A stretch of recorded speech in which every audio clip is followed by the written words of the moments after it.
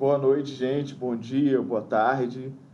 Enfim, não sei que horas que vocês vão assistir essa aula, mas essa aula é a finalização do COP 7, assim como a gente tinha falado, tinha deixado pré-combinado na nossa aula do dia 29 de setembro.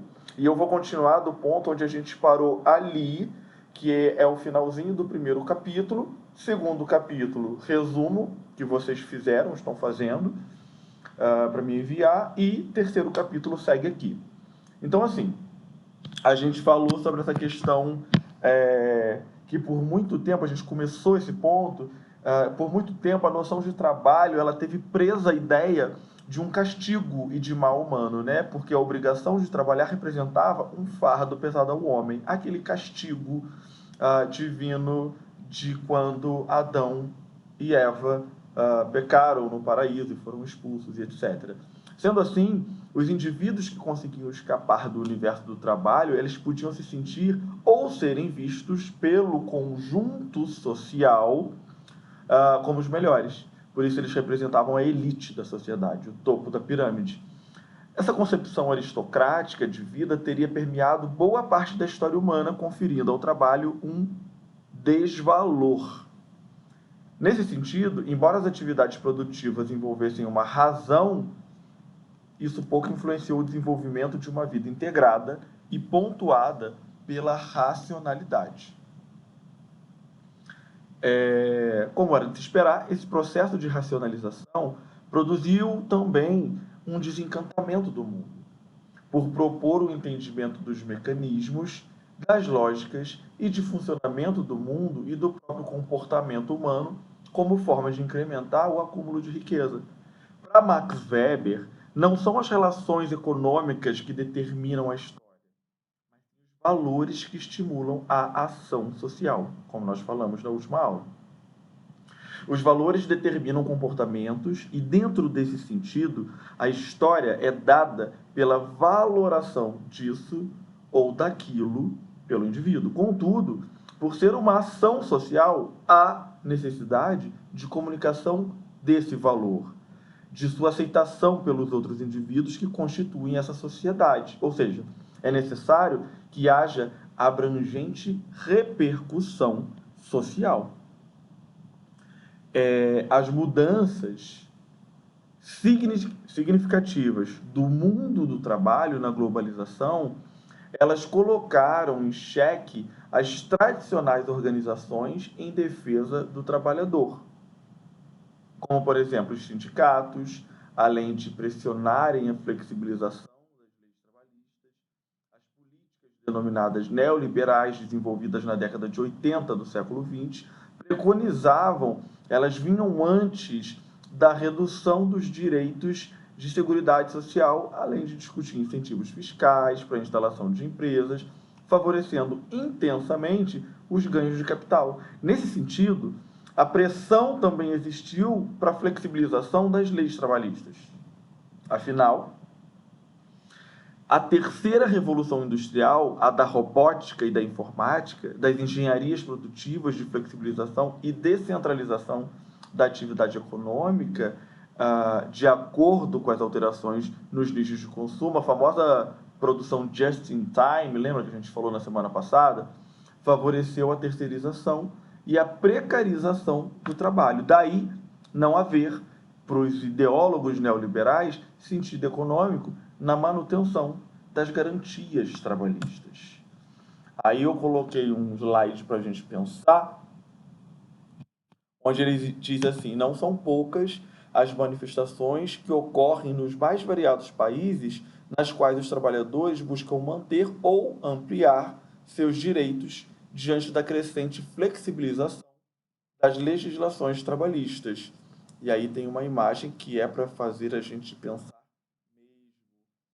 Essa manifestação aconteceu em Curitiba, alguns poucos anos atrás, deve ter sido 2014, 15, no máximo, acho que 2016, mas acho que foi antes. É uma manifestação de professores reivindicando melhores salários, melhoria nas escolas, a questão do fundo, né, para a educação de um modo geral. E o governo do Paraná, ele reagiu com bastante brutalidade sobre os professores que ficaram feridos durante o protesto lá em Curitiba. E aí a gente passa a falar sobre a reformulação das organizações sindicais. É no interior desse quadro de economia globalizada que a gente encontra as discussões em torno da necessidade de uma reforma trabalhista, que necessariamente precisa envolver as agremiações em defesa dos trabalhadores, né? Os sindicatos, os próprios trabalhadores, os empresários e as instituições políticas. A ideia aqui, gente, é que se encontre um caminho que possa fazer uma intermediação a qual garanta um trabalho digno em meio a todas as instabilidades surgidas no universo desse trabalho globalizado. Em alguns países, por exemplo, existe a unicidade sindical e a contribuição obrigatória dos trabalhadores para esses sindicatos. A legislação brasileira, ela relativiza o trabalho quando se desenvolve lá na década de 30 do século 20 e depois ela é consagrada na CLT por Getúlio Vargas, em 1943.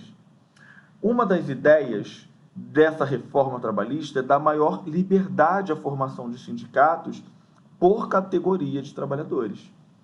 A concorrência entre as organizações sindicais vai promover melhoria na qualidade do atendimento ao trabalhador, além da existência de uma efetiva representatividade, já que, juntamente com a proposta de abertura para a organização dos sindicatos, a contribuição obrigatória será abolida. Dessa forma, para obter receita, ou seja, entrada, né, de verbas, os sindicalistas terão que, de fato, apresentar conquistas para os trabalhadores. E a gente poderia falar de conquistas passadas, né, que nós já falamos em outras aulas, como, por exemplo, as férias, o 13º, os horários, né, as 12 horas de trabalho diário, por exemplo, dentro do comércio, dentro do sindicato do comércio, né, são 12, são 8, agora me fugiu um pouco, eu acho que são 8 horas diárias. Isso tudo são conquistas. E a partir dessas conquistas, já previamente adquiridas, luta-se então por ampliação dessas conquistas, desses direitos, a manutenção deles. A Organização Internacional do Trabalho possui estudos sobre questões relativas ao trabalho nesse nosso mundo contemporâneo. E aí a organização faz levantamentos extremamente importantes para guiar políticas públicas que melhorem as condições dos trabalhadores, que seria justamente a manutenção desses direitos, das condições de trabalho de cada indivíduo inserido nessas realidades. Dentro desse sentido, a reforma trabalhista ela precisa estar atenta para os dados que são alarmantes fornecidos por essa agência da ONU. Por exemplo, situações como trabalho escravo, exploração de crianças, as discrepâncias de remuneração de acordo com o gênero, né? O homem e a mulher exatamente numa mesma função, ganhando salários absolutamente diferentes, né? O homem geralmente ganha muito mais do que a mulher. E por preconceitos raciais ou étnicos, que também existe numa proporção gigantesca.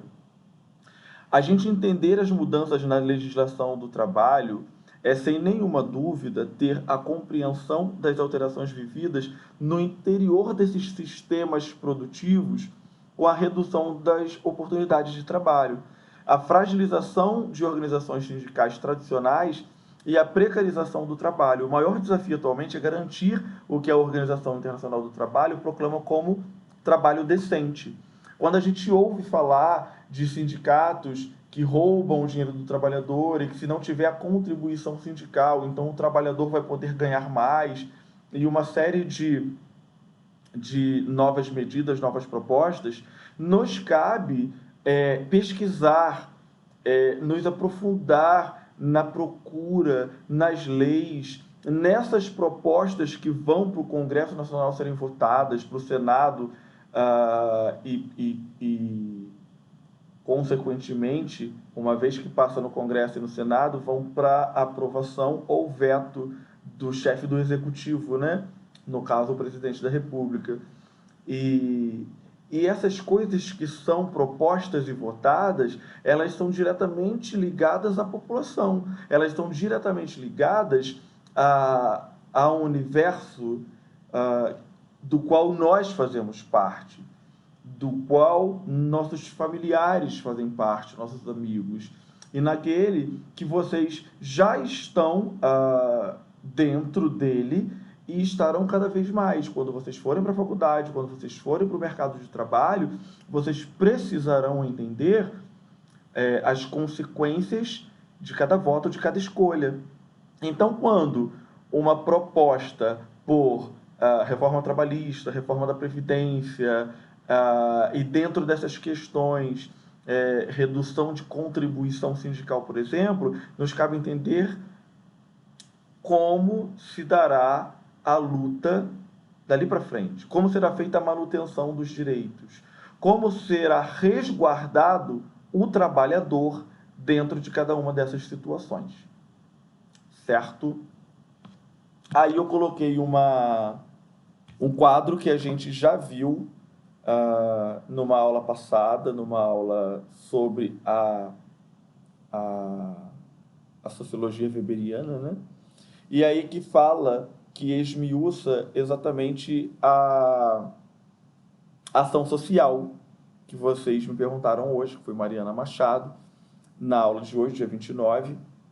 Então eu coloquei, ela é do COC, ela é do COC 2, se eu não me engano, ou 3, não me lembro. E ela dá a definição, tá vendo? Perfeita de cada uma das ações sociais, que são conceitos da sociologia weberiana.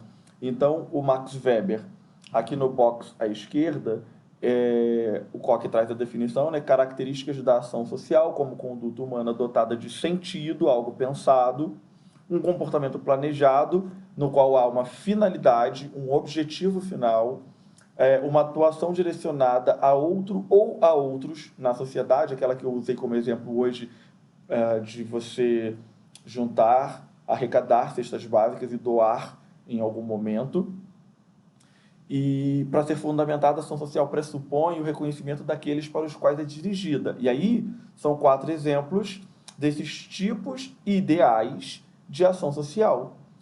A racional com relação a fins, que seriam os procedimentos econômicos e científicos. Racional com relação a valores, seria a realização de princípios em que há exigência de reflexão, princípios éticos, ecológicos, estéticos, políticos, etc.